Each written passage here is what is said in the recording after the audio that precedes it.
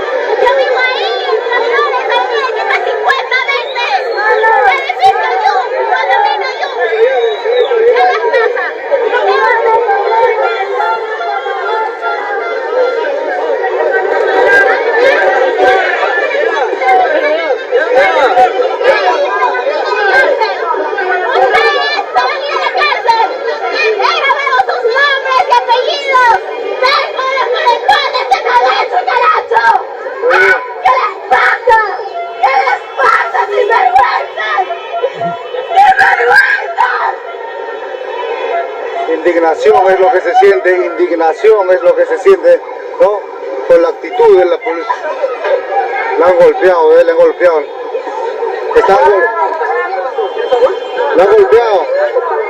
Hemos dejado registrado, nosotros también hemos grabado el golpe, desde acá le han metido, sí.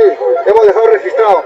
Eso es lo que está haciendo la policía, compatriotas. Ya dejamos claro que hay una compatriota que la han agredido, ¿no? La señora ha grabado, ¿no? Para que pueda proceder a su denuncia, ¿no? Eso es lo que estaba manifestando acá la compatriota, ¿ya? Vamos a dejar claro eso para todos. Ya, acá la compatriota, la ha agredido ahí a la chica. ¿Sí grabaste? Sí. ¿La identificaste, policía? No, ya la grabó también, tiene todo el video ella tiene todo el video.